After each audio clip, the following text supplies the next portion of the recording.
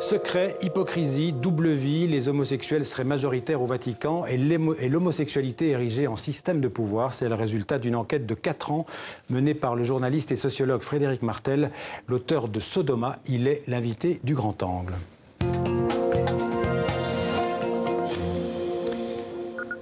Bonjour Frédéric Martel. Bonsoir. Vous publiez simultanément dans 20 pays votre livre Sodoma, c'est plus de 600 pages, le résultat de 4 ans de travail. Une enquête où vous dévoilez l'omniprésence de l'homosexualité au cœur du Vatican, sans doute l'un des lieux de pouvoir les plus secrets au monde. Pour écrire ce livre, vous avez enquêté à Rome, mais aussi dans une trentaine de pays. Vous avez rencontré plus de 40 cardinaux, une cinquantaine d'évêques, des centaines de prêtres et de séminaristes. Combien, selon vous, Frédéric Martel, parmi tous ces ecclésiastiques seraient ou sont homosexuels?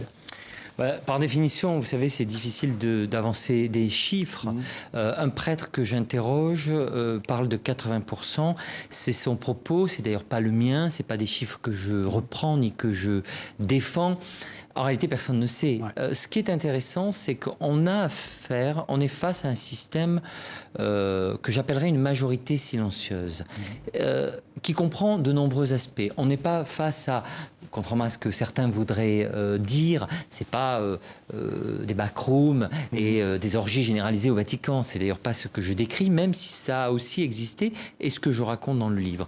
Le vrai sujet, c'est plutôt une souffrance, une difficulté. Au fond, l'échec probablement du célibat et de la chasteté. On va en parler, mais pourquoi ceux qui se taisaient jusqu'ici ont accepté de vous parler? Ils me parlent, mais ils ne me parlent pas forcément d'eux-mêmes. Vous savez, ils parlent souvent des autres. Interroger un cardinal ou un archevêque sur l'homosexualité de ses confrères, c'est facile, mais il parlera très rarement de lui-même. Sauf mes sources, notamment 27 prêtres, je dirais, non pas gays, mais explicitement gays avec moi, qui, eux, pour le coup, m'ont expliqué beaucoup plus, et leur vie et celle de cette grande communauté homosexuelle qui est parfois le Vatican, et je dirais même que c'est une communauté peut-être plus homosexuelle que même aujourd'hui le quartier du Castro à San Francisco, quartier devenu beaucoup plus mixte. Emblématique de l'homosexualité. Tous ces prêtres, ces évêques, ces cardinaux, vous les avez rencontrés au Vatican?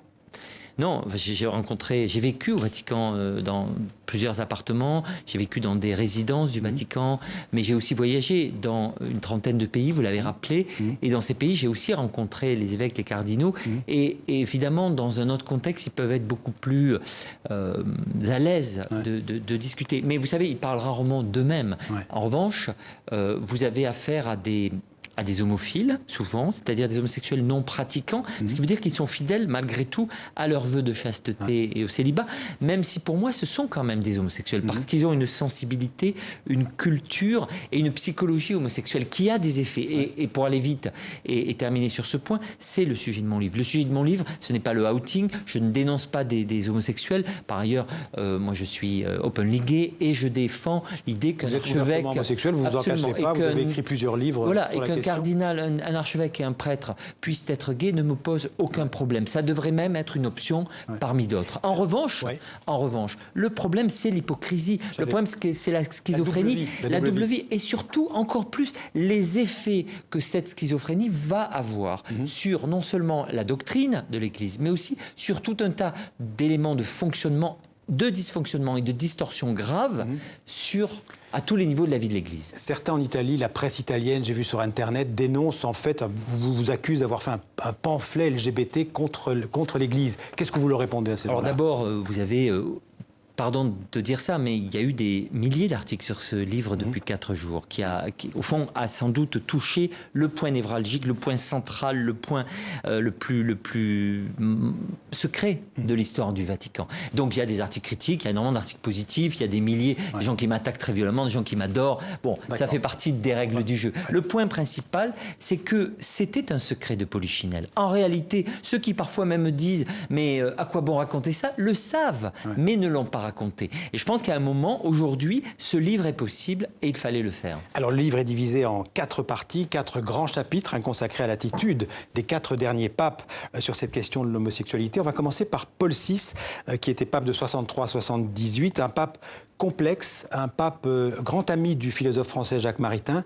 Quelle influence est-ce que Jacques Maritain a eu sur le pape Paul VI? Ce qui est intéressant avec Paul VI, et d'ailleurs avec Jacques Maritain et tout cet univers-là, c'est qu'on est... moi, je ne sais pas quelle était la vie privée de Paul VI. Il y a beaucoup de rumeurs. Je présente les arguments. J'essaye de corriger les rumeurs lorsqu'elles sont fausses. Je montre qu'il y a différents avis. Il y a même un dossier sur l'homosexualité de Paul VI qui existe au Vatican et qui a été suffisamment étudié avant la canonisation. Et finalement, Benoît XVI a confirmé qu'on pouvait le canoniser. Bref, le point ne sera jamais sans doute connu. Ce qui est intéressant, l'influence de Maritain, c'est l'entourage, c'est les gens qui avaient autour de lui. Et là, pour le coup, on a un univers très, très homosexualisé, avec beaucoup d'homophilie. On est dans le monde encore de l'homophilie, qui est, je vous rappelle, le monde de l'homosexualité des années 40, 50, 60, et encore au début des années 70. Donc, on est là, en face de quelque chose qui est encore de l'ordre de la vie secrète, mais en même temps méconnue parfois par les acteurs eux-mêmes. On n'est pas juste dans la haine de soi, on est aussi dans la méconnaissance de soi. Alors on avance dans le temps, le pape Jean-Paul II, pape de 78 à 2005, il n'a pas le beau rôle dans votre livre, il aurait lancé, on s'en souvient, une véritable croisade contre les gays à l'époque, tout en couvrant d'ailleurs en même temps les pires turpitudes de certains cardinaux, de certains évêques. Il y avait vraiment un double langage. Alors d'abord, Jean-Paul II, c'est le pape de mon enfance. C'est le pape de la chute du communisme. J'ai travaillé à cette époque à la revue Esprit et on était très antitotalitaire, donc c'est un pape qu'on a vénéré. C'est aussi le pape de la souffrance lorsqu'il est très malade. Un pape très mystique. Donc j'ai beaucoup de sympathie pour ce pape. En revanche, il a eu un entourage qui sans doute, peut-être d'ailleurs ne l'a pas informé. Et cet entourage est très problématique. Beaucoup d'homosexuels pratiquants et surtout beaucoup de couverture, de protection des abus sexuels. Le cas du père Martial Maciel, qui était le fondateur de la Légion du Christ, je pense. Des légionnaires du Christ. Des légionnaires du Christ, oui. Ou alors aussi la double vie du cardinal colombien Trujillo. C'est des gens que Jean-Paul II a couverts. Oui, je ne sais pas ce qu'il savait. Honnêtement, je ne suis pas critique à l'égard du pape lui-même parce que je pense qu'il était malade assez vite, qu'il a été incapable parfois de connaître. Et puis il avait d'autres obsessions, la chute du communisme, la lutte contre la théologie de la libération en Amérique latine. Tout ça a joué un rôle important. Vous direz qu'il ne s'est pas beaucoup occupé de cette question? Non, je crois qu'il ne s'occupait pas beaucoup des affaires romaines déjà. C'était le cardinal Ruini qui faisait ça pour lui à la tête de la conférence épiscopale italienne. Il ne s'est pas trop occupé de la curie ni de son fonctionnement.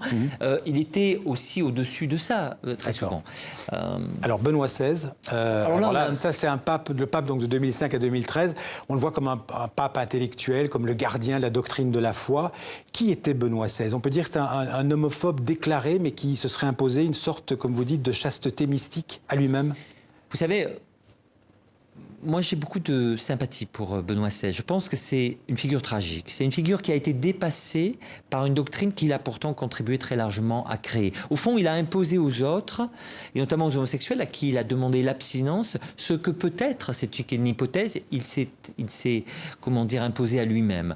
Je ne sais pas quelle était sa vie privée. Je ne sais pas s'il était homophile, comme certains le pensent. En tout cas, je ferai l'hypothèse que si c'était le cas, ce qui n'est pas sûr, ce serait une homophilie évidemment non pratique.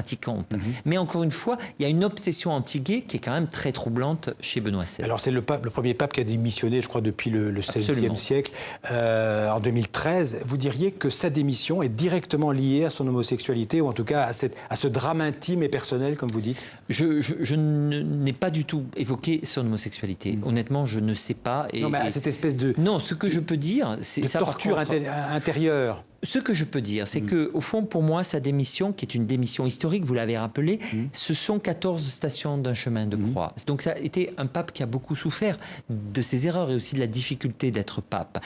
Et parmi ces 14 stations, je pense et j'affirme dans le livre qu'une dizaine, 10 précisément, sont liées au sujet de ce livre et donc à l'homosexualité. Mais il ne s'agit pas de sa vie privée, il s'agit de ce qui s'est passé autour de lui et dans son entourage. Alors aujourd'hui, le pape François est donc arrivé pape en 2013. C'est celui qui met fin, on peut dire, à l'hypocrisie, qui va dénoncer ces doubles vies. Pourquoi le pape François est-il différent des autres sur cette question de l'homosexualité?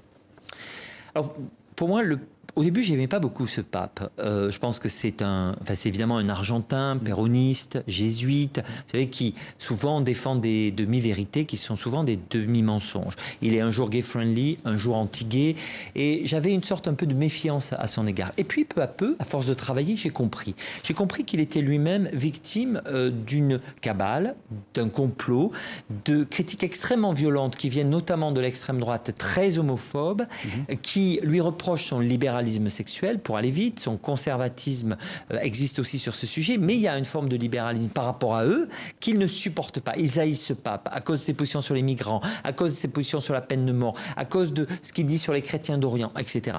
Et ce qui est paradoxal, c'est que ces homophobes d'extrême droite qui l'attaquent ont souvent eux-mêmes une double vie. Et ce n'est pas moi qui le dis, c'est le pape qui le répète. Il parle des rigides qui mènent une double vie. Il parle des schizophrènes, il parle des hypocrites. Il les dénonce très souvent entre les lignes. Oui, c'est ça, des cardinaux autoréférentiels. Et tout ça, pour lui, c'est des codes qu'il nous transmet sur peut-être l'homosexualité, ou en tout cas l'homophilie, ou la double vie des cardinaux qui l'attaquent. Et du coup, je me suis mis à aimer ce pape. Ouais. On peut dire que d'une manière générale, l'homosexualité refoulée expliquerait l'homophobie dominante dans l'Église catholique? Absolument, c'est mon hypothèse.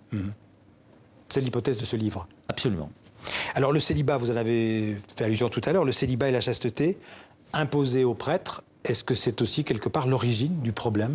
D'abord, ce célibat mène à l'homosexualisation de l'Église. Et c'est la première. Vous savez, tout ça n'est pas lié. Il ne s'agit pas de savoir si le cardinal A est homosexuel ou l'évêque B ou le prêtre C. La question, ce sont des règles sociologiques qui font que l'Église recrute de plus en plus, à partir des années 60, des homosexuels, que les hétérosexuels quittent l'Église de plus en plus, et que, au fur et à mesure qu'on monte dans la hiérarchie, on a de plus en plus d'homosexuels.